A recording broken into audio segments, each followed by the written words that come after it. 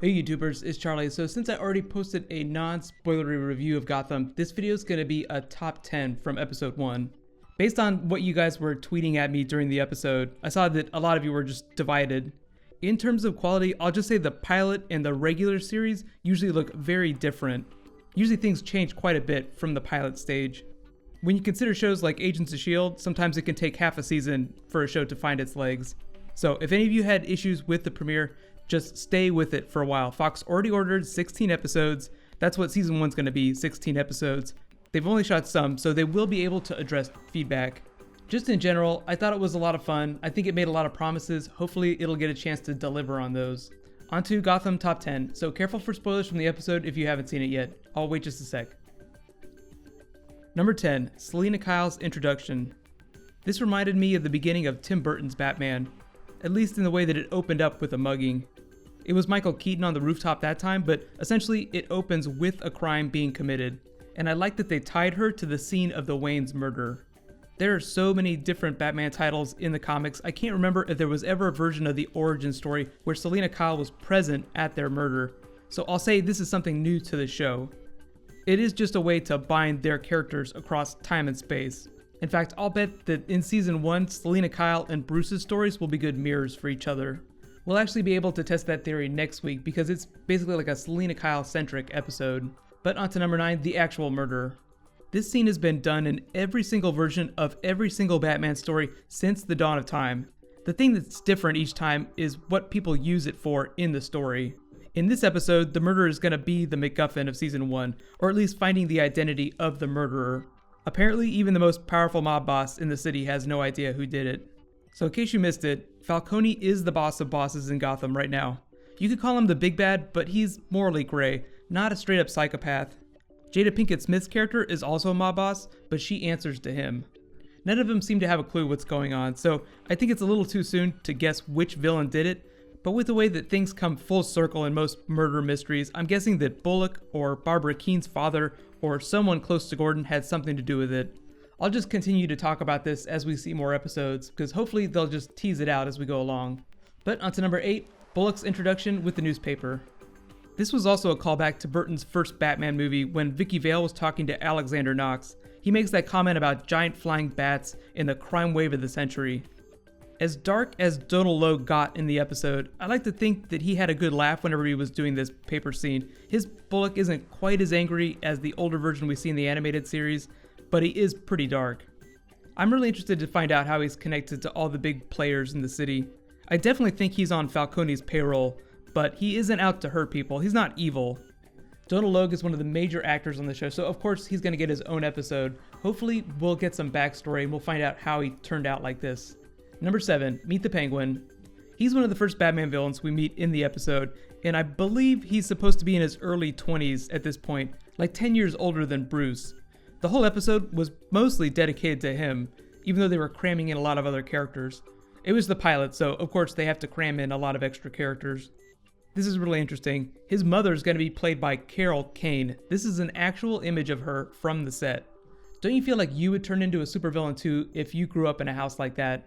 She just has this amazing Grey Gardens look about her. Just so haunting. I guess she'll be haunting Oswald all season.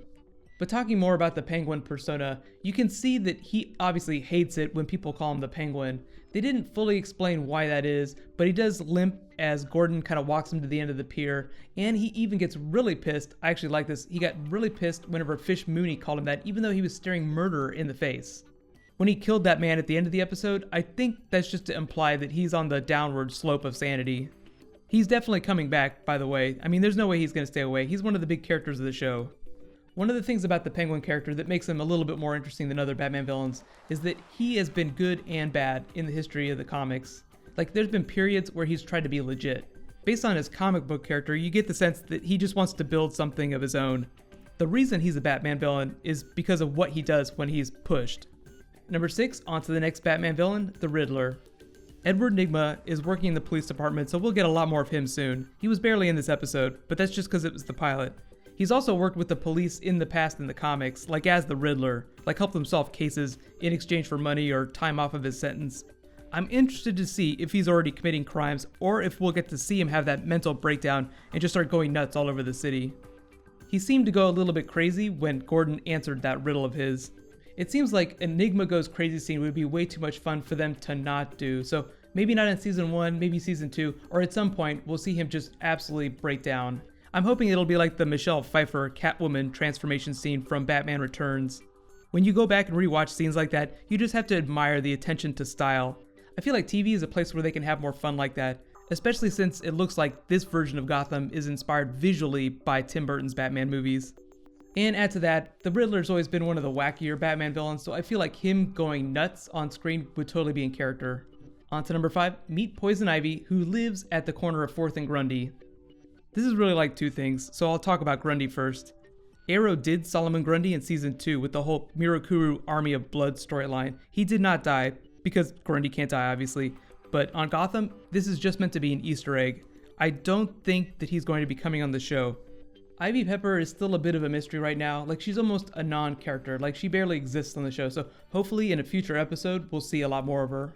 They might choose to tie her to Selena Kyle's character in the way that Harley Quinzel and Poison Ivy spent a lot of time together in the comics and the animated series. Since Gotham's just doing origin stories, I don't expect to see any crazy Poison Ivy powers, but hopefully they'll let her have some fun with Catwoman.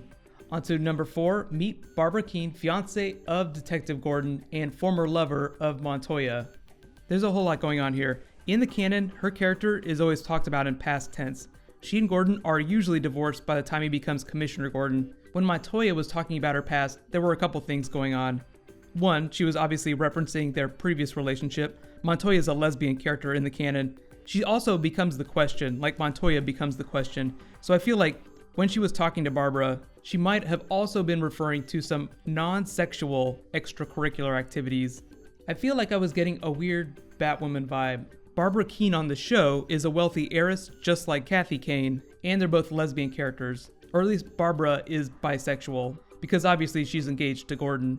You can let me know if you got a Kathy Kane vibe too, but they actually cast Betty Kane on the show, the original Batgirl. That's going to be Sarah Paxton. No word on which episode she'll appear in. I think it's more likely though that they'll use her character to do Batgirl than use Barbara Keene to do Batwoman. I guess they could do both. I mean, I dig the idea that all the vigilantes in the city are hardcore females. Gotham has this thing about wealthy vigilantes, so anytime I see someone with a mysterious past and a lot of money and they look like they're really fit, I always wonder if they're going to show up in cosplay at some point. On to number 3, meet Carmine Falcone, boss of bosses. So this character also appeared in Batman Begins. He was played by Tom Wilkinson that time.